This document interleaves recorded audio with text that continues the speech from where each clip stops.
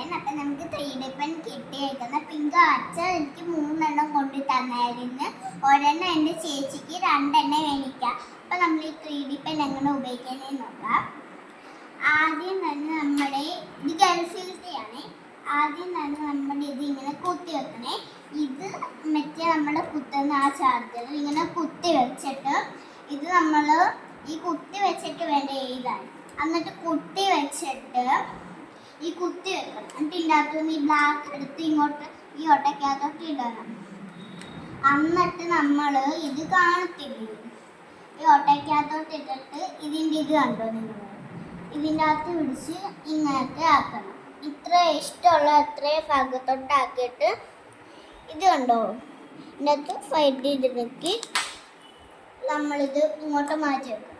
ഇത് നമ്മുടെ ഓരോ കയ്യിലായിട്ട് ഓരോ നിട്ട് വെച്ചിട്ട്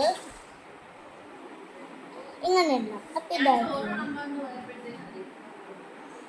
ഇങ്ങനെ വെച്ചിട്ട് ഈ ഒരു കളർ ബുക്ക് കിട്ടും എൻ്റെ കൂടെ. ഈ കളർ ബുക്കല്ല, ഇത് കണ്ടോ നിങ്ങൾ, ഇത് കണ്ടില്ലേ, ഇതിൻ്റെ പുറത്തോട്ട് ഇങ്ങനെ ഇത് വരച്ചു കൊടുക്കും.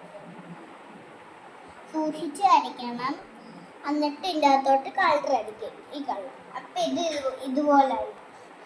നമ്മൾ ഇതിൻ്റെ എടുത്ത് ചൂടായിരിക്കും, നമ്മൾ തൊടരുത്. പിന്നെ നമ്മൾ ഇത് ഊരിയെടുക്കണം. ഊരിയെടുത്ത് വെച്ചിട്ട് ഒരു ടൈം നോക്കിയിട്ട് എതിലോ ഇങ്ങനെ പിടിച്ച് നിൽക്കണം, അല്ലെങ്കിൽ എതിയെ പിടിച്ചേക്കണം. എന്നിട്ട് നമ്മൾ ഈ ചൂടുള്ള ആ മൊനയില്ല അതിൻ്റെ ഭാഗത്ത് വെക്കാതെ നമ്മൾ ഈ അഴിക്കൊക്കെ പോലെ ഇരിക്കും, അങ്ങോട്ടൊന്നും വെക്കുന്നു. എന്നിട്ട് ഇതിൻ്റെ അകത്തോട്ട് ഇങ്ങനെ അങ്ങ് ടച്ച് ചെയ്ത് വെക്കണം.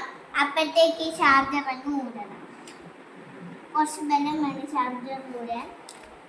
നമ്മൾ ഊരിയിട്ട് ഇതൊന്ന് പിന്നെ ചാർജറും പോവും. അങ്ങനെ ഇതിൻ്റെ അകത്ത് സാധാ പെന്നായിട്ട് നമ്മൾ ഇത് എടുക്കുമ്പോൾ വരുത്തിക്കണം. അതുകൊണ്ട് അതാണ് ഈ 3D പെൻ്റെ ഉപകാരം. Okay, thank